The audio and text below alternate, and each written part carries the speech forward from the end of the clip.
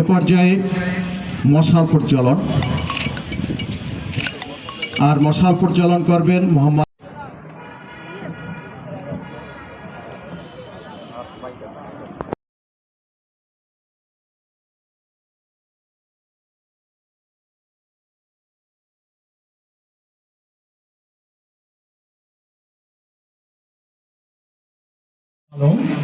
উপমহাপুলিশ পরিদর্শক বরিশাল রেঞ্জ বরিশাল মহোদয়। এখানে ক্যাম্প কমান্ডার মেজর রাশেদ, বিভাগীয় পর্যায়ে পরিচালক মহোদয়, উপপরিচালক মহোদয় এবং ক্রীড়ামোদী ভাই বোনেরা এবং সাংবাদিক বৃন্দ, আসসালামু আলাইকুম। আমরা জানি ক্রীড়াই শক্তি, ক্রীড়াই বল।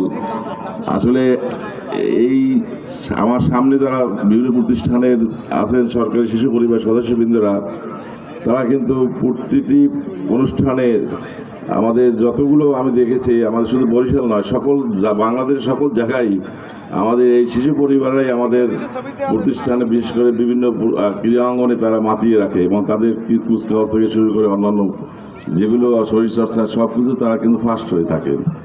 তো এটা আমাদের একটা বড় অর্জন সমাজসেবার। আমরা জানেন যে সমাজসেবার ডিপার্টমেন্টটি অত্যন্ত গুরুত্বপূর্ণ ডিপার্টমেন্ট। তারা সেফটি নেটের থেকে শুরু করে সমাজের বড় বড় কাজগুলো করে থাকে। তো সুতরাং তাদের অনেক অবদান রয়েছে।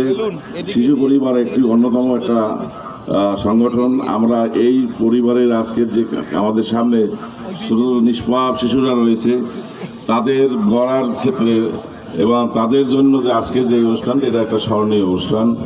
আমরা মাদককে দূরে রেখে, মোবাইল রিলেশন থেকে দূরে রেখে আমাদের ক্রীড়া বাচ্চাদেরকে ফিরিয়ে আনতে হবে।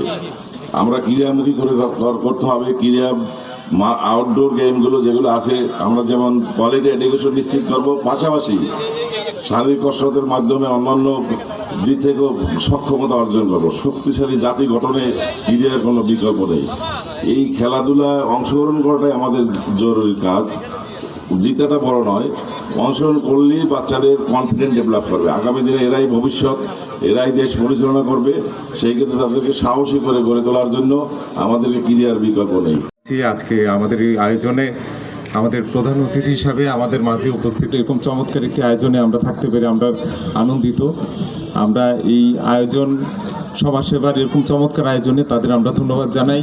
একই সাথে এই আয়োজনটি আমরা ফলপ্রসূ হোক, ক্রীড়ার মাধ্যমে আমরা সমাজকে গঠনের চিন্তা করি এবং আমরা কিভাবে মাদক এবং যত কুপমণ্ডুকতা আছে সবকে আমরা ঝেড়ে ফেলে নতুনভাবে আপনার স্বপ্ন দেখে একটি নতুন বাংলাদেশের সে প্রত্যাশা রেখে আমার বক্তব্য এখানে শেষ করছি। ধন্যবাদ সবাইকে।